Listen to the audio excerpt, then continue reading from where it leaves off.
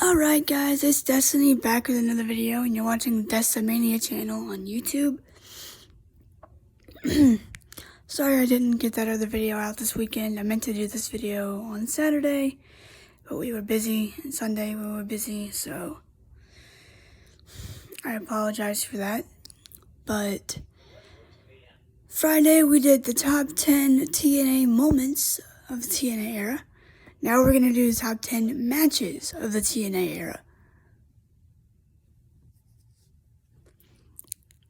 So again, this is anywhere from 2016 or 2002 to 2016. So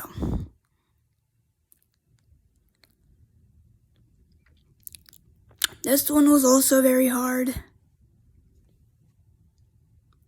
So like I did last time, it's going to be honorable mentions before number one. It can be about 5 or 6 of them. So, because I wasn't sure what else to put on here, because I didn't want to leave anything out. So, these are Decimania's top 10 matches of the TNA era from 2002 to 2016.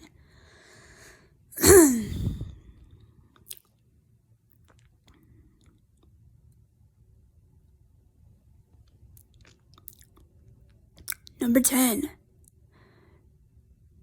Samoa Joe versus Kurt Angle, Genesis 2006. This match was very good. Took place on November 19th, 2006 at their Genesis pay-per-view. Kurt Angle had just came in a couple months before. And this was a moment on my top 10 list, if you want to go back and watch that, where Kurt Angle headbutted Joe. This was what everybody called the dream match of the decade. And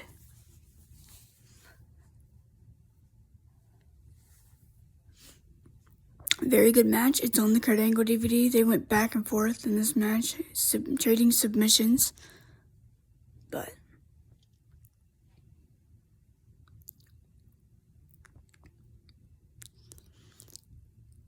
it's very good. Check that match out if you haven't already. Number 9.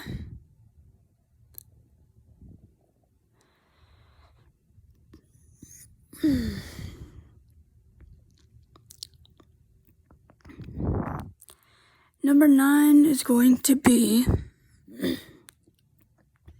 James Storm versus Bobby Roode for the World Heavyweight Championship on November 3rd, 2011.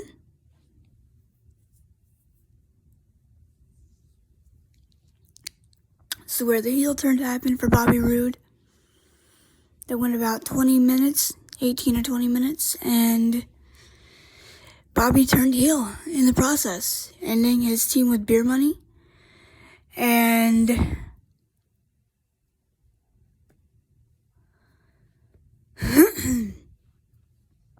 he went on a reign that lasted 252 days.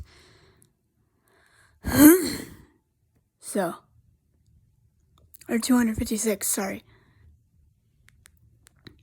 And then it was ended by Austin Aries.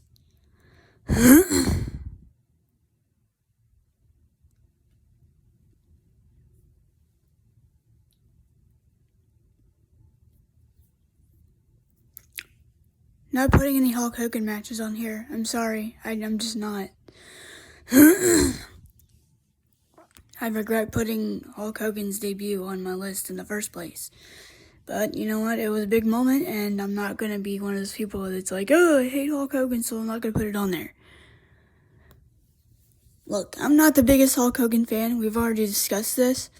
But I will swallow my pride in some instances, and that was a big moment, I will admit. Even if it did ruin the company eventually.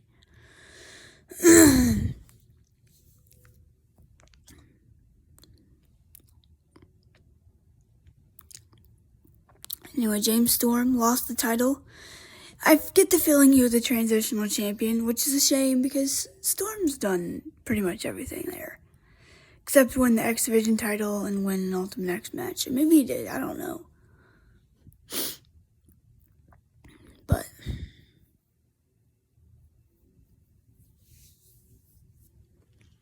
number 8, Gail Kim versus Taryn Terrell at Slammiversary 2013. In a I cannot talk today, I'm so sorry. In a last knockout standing match. Very good match. Freaking, oh wow. First one that really happened.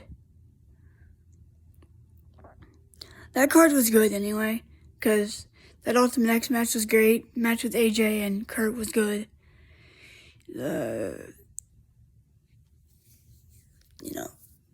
Bully and Sting match. Yes, don't worry, I have some Sting matches on here. Well, a Sting match or two, I don't know. We'll see.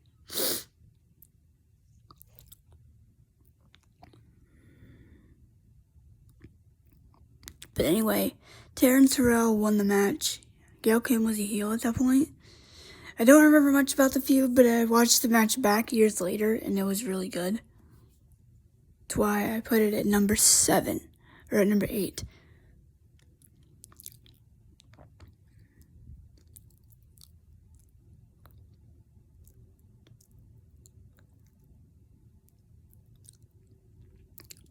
Number 7 is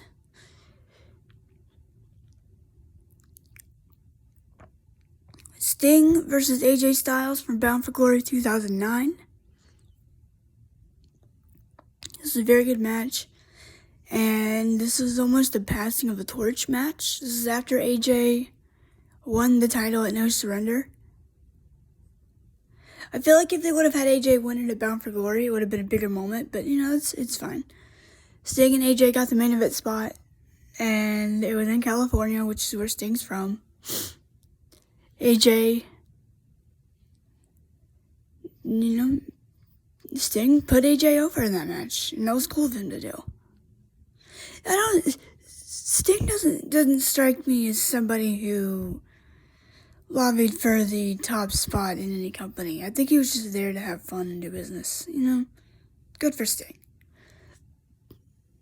Wish everybody was like that, but, beggars can't be choosers.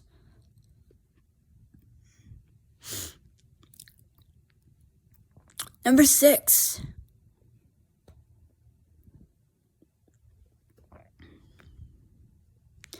Jeff Hardy versus Austin Aries from Bound for Glory 2012. Now, this match has some personal meaning to me because I met Jeff Hardy 8 months prior to this match taking place. And I didn't know if he had won the title or not, so I'd asked him, and he was like, no, I'm working on it. One of these days I'll win it, and I wished him luck on it. And he won it at Bound for Glory 2012. So that's more personal reasons than anything. The match was very good, too, because the crowd was split, and it was very good.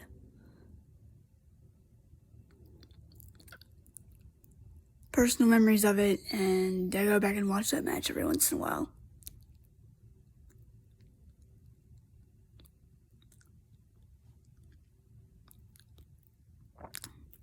Alright, we're at the halfway point, guys. Number 5.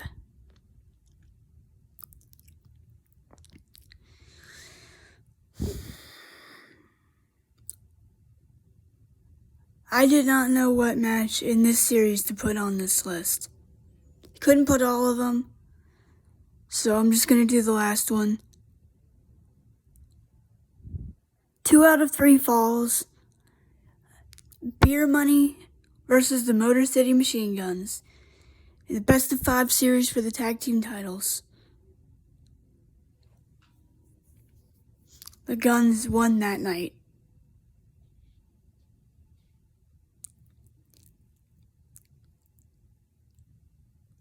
This is on Impact.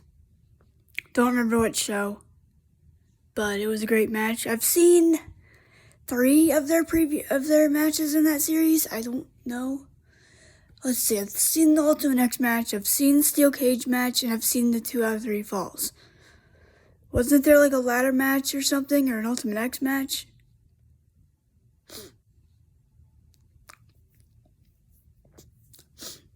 I don't know, there was something there. But this match is very good. I want to watch all of the matches. Hopefully they'll upload all of them soon. Oh, there's Tessa. I'm looking for Tessa all morning. She's outside my door.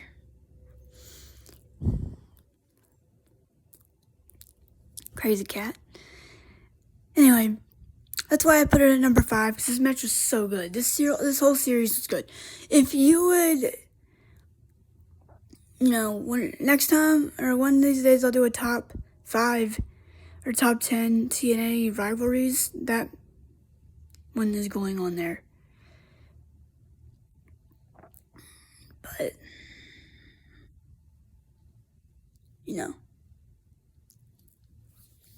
that's why I put this at number 5.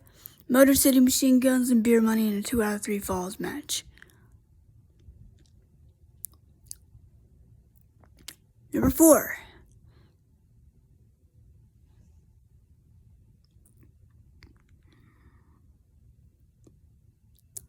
Christian Cage versus Jeff Jarrett for the NWA World Heavyweight Championship.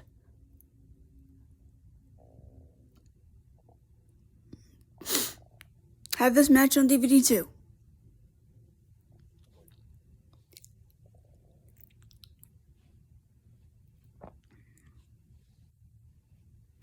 Christian Cage had just come into WWE or TNA. He left WWE. Whoops. And he wanted to challenge Jeff Jarrett. I really didn't like that they did this. With Christian, I can see it. But with, Kevin Nash and, I guess DDP is okay. They would do this. And this is one of my gripes with TNA. And I'm sure a lot of people had this problem too. But every time they would bring somebody in, they would basically have them go right to the top of the card. Unless you were like Spike Dudley or, somebody of that nature, you were going to the top. Rhino, Jeff Hardy, Sting, Kevin Nash, DDP. Did I already say Rhino? Frickin' Christian Cage. Am I missing anybody? Oh, Kurt Angle. Well, actually, Kurt didn't really. He feuded with Samoa Joe, TNA original. Hang on a minute. I think Tessa wants in. Hang on. But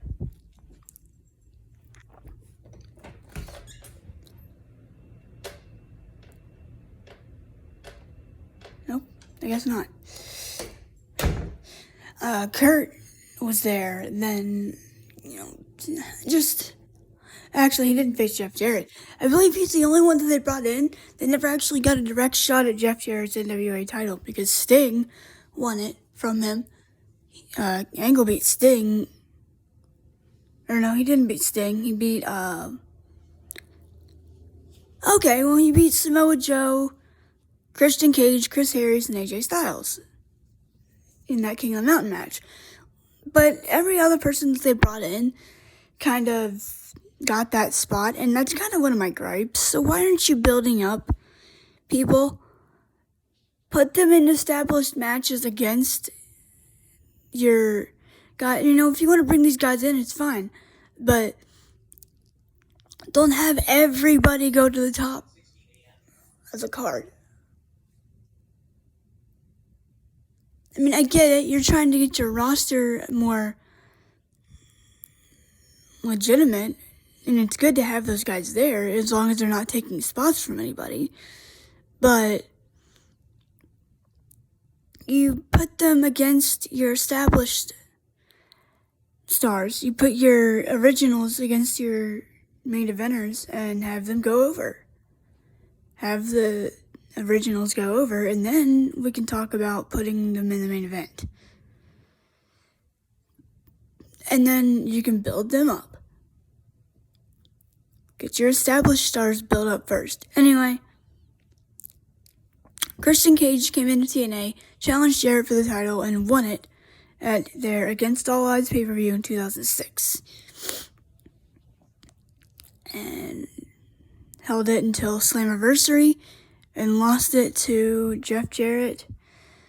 I believe Sting, Mania Brown, and Abyss were also in that match, or maybe it was R-Truth.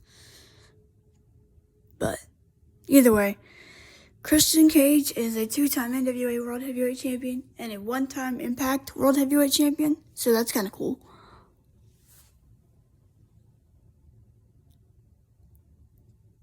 And Tessa's being Tessa again. Number 3.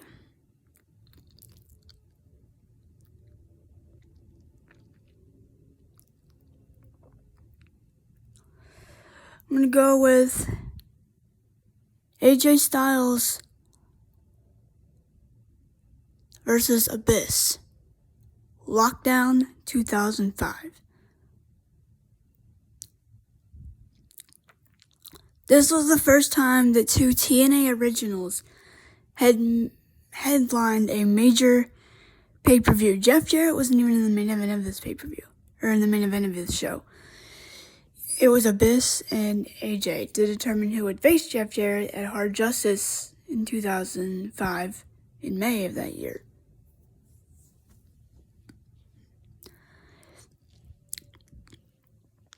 I love this match. It's one of my favorite matches to go back and watch.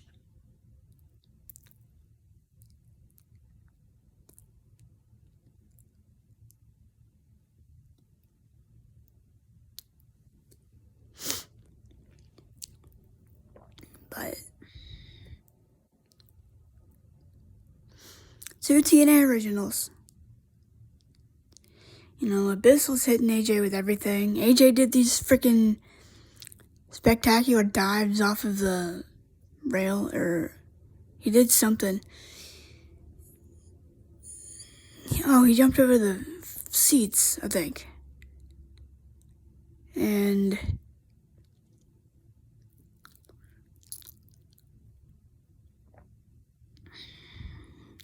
he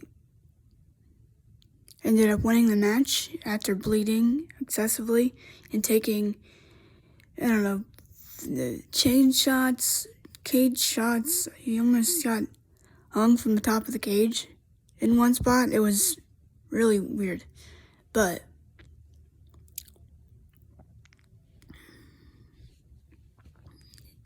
AJ Styles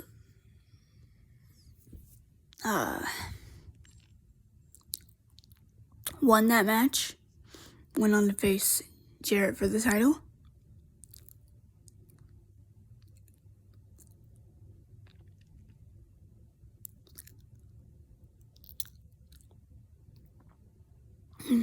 Number 2. I was going to put another AJ Styles match in this spot, but I didn't want to make the last 3 AJ Styles matches, because there's one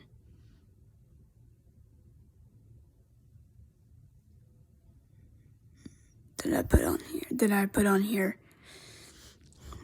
at number 1, so I'm just spoiling you right now. Number 1 is an AJ Styles match.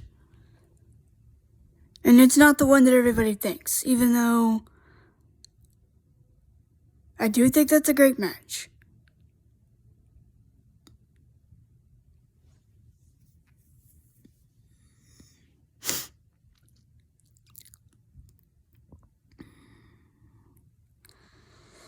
Number 2, I'm going to go with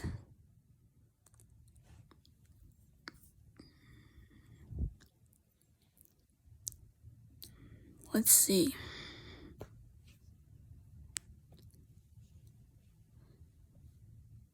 I'm going to go Sting versus Kurt Angle from Bound for Glory 2007.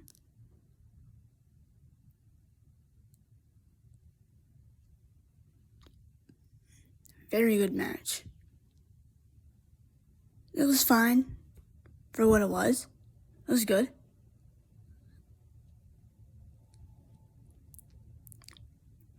This was for the TNA World Heavyweight Championship. So,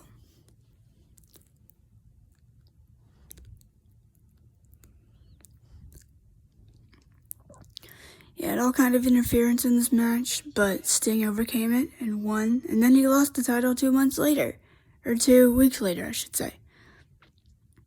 But it was still a really good match. And Kevin Nash got involved, and Sting used the baseball bat on Kurt and won.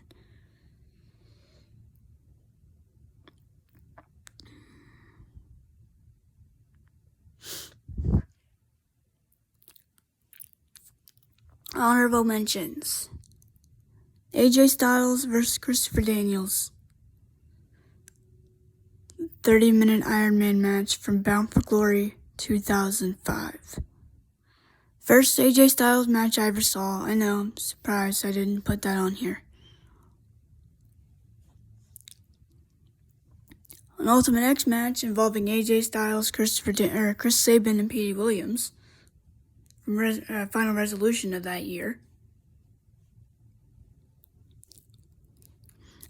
Jeff Hardy versus Mr. Anderson for the TNA World Championship in a ladder match at Against All Odds 2011.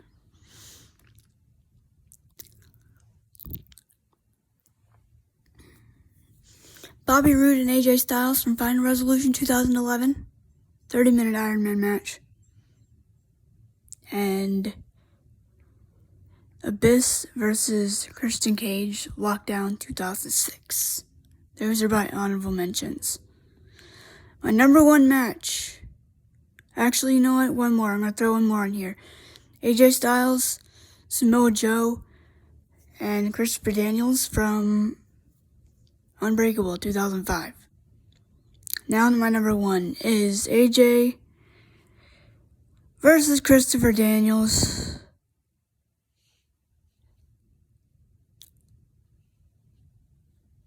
Final Resolution 2012. Daniels won that match. They've had several matches. I could not figure out which one to put at number one.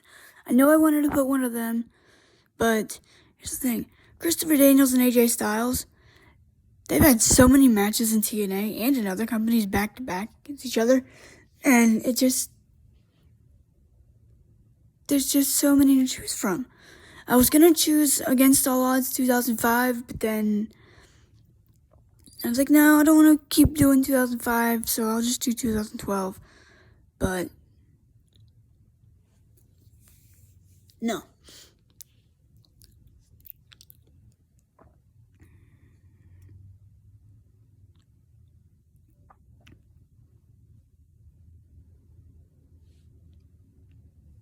But Final Resolution 2012. TNA. AJ Styles and Christopher Daniels. The last time they ever had a match against each other, I believe. In TNA, anyway. They might have been Ring of Honor, because they were both there for a while, I think. But anyway, that's my list.